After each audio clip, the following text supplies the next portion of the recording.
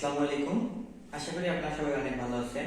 ISP সলিউশনের পক্ষ থেকে আমি তৌকির আহমেদ আবার আপনাদের মাঝে একটি গুরুত্বপূর্ণ ভিডিও নিয়ে আসলাম। আজকে যে আলোচনার বিষয়বস্তু, তো আজকে যেটা নিয়ে আলোচনা করব সেটা হচ্ছে কি কি কারণে লেজার হাই হয়। এই বিষয়টা নিয়ে আজকে কিছু পয়েন্ট নিয়ে আলোচনা করব।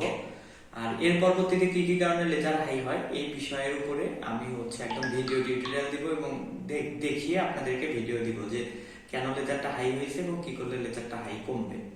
তো আজকে যেটা নিয়ে কথা বলতেছিলাম, তো চলুন সরাসরি ভিডিওতে চলে যাই আমরা। তো কথা হচ্ছে যে কি কি কারণে লেজার হাই হয়। তো আমি যদি দুই একটা পয়েন্ট বলি, তো এই ক্ষেত্রে আমরা যখন কেবল টানি, তো সেই ক্ষেত্রে যারা টেকনিশিয়ান আছে বা লাইনম্যান যারা আছে বা যারা কেবল টানার কাজ করে তাদের একটা বিষয় মাথায় রাখতে হবে যে কেবল যদি কোথাও কোনো ক্লোজ রকম ব্যান্ড খায় তাহলে আপনার লেজারটা হাই হয়ে যেতে পারে। ঠিক আছে। আবার আমরা আরো একটা গুরুত্বপূর্ণ বিষয়, এইটা অবশ্য অনেকে আমরা সিম্পল ভাবে নেই, কিন্তু তারপরে এটা অনেক একটা গুরুত্বপূর্ণ বিষয়। আমরা যখন টিজে বাঁধি, তো এই সময় আমাদের দেখা যায় কি দুই দিক থেকে দুইটা করে তার আসে। তো আমরা টিজেটা বাঁধতে গিয়ে কোনো একটা তার কোনো একটা পাশের তার আমরা একদম ক্লোজ ব্যান্ড খাওয়াই দিই। তো এই কাজটা করা যাবে না, এই কারণেও লেজারটা হাই হতে পারে। আবার এর পরবর্তীতে আরো একটা মোস্ট ইম্পর্টেন্ট এবং গুরুত্বপূর্ণ একটা টপিকস নিয়ে আলোচনা করি। সেটা আমরা যে টুটিজে যখন ইউজারের বাসায় যখন আমরা লাইনটা দেই, তখন যে টুটিজেটা আছে, এই টুটিজেতে আমরা যখন প্যাসকোড লাগাই, ঠিক আছে, তো এই প্যাসকোড লাগানোর সময় আমাদের অনেক সতর্ক ভাবে প্যাসকোডটা লাগানো দরকার। আমরা প্যাসকোডটা যখন ওই টুটিজেতে লাগিয়ে যখন আমরা নাটটা টাইট দেই, তো সেই ক্ষেত্রে অনেক সময় প্যাসকোডটা চাপ খায়, আর প্যাসকোডটা চাপ খাইলে কিন্তু অটোমেটিক লেজার বেড়ে যাবে। তো এই বিষয়টাও আপনারা মাথায় রাখতে পারেন।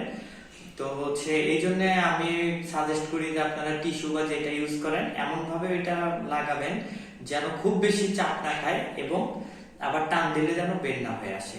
এইটা একটা পয়েন্ট, এই কারণেও লেজার হাই হতে পারে। আবার আরো একটা পয়েন্ট আছে, এটা কি আমরা যখন অনুতে প্যাসকোডটা লাগাই, তো লাগানোর পর আমরা তো টিজে কোথাও একটা রাখি, হয়তোবা কেউ অনেক কাছাকাছি রাখি, কেউ হয়তোবা একটু দূরে রাখি।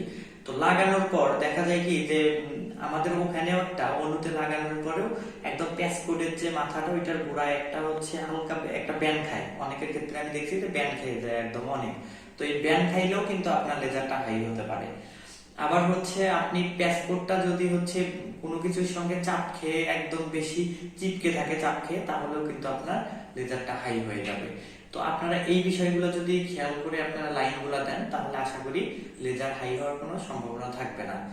তো আজকে এইটুকু বিষয় নিয়ে আলোচনা করার চেষ্টা করলাম। আপনারা আইএসপিতে নতুন আছেন অথবা আসতে যাচ্ছেন, তো তারা আশা করি ভিডিওটা দেখলে অনেক হেল্পফুল হবে। কারণ কি কি কারণে লেজার হাই হয় আমি কিছু পয়েন্ট আপনাদেরকে বোঝানোর চেষ্টা করলাম।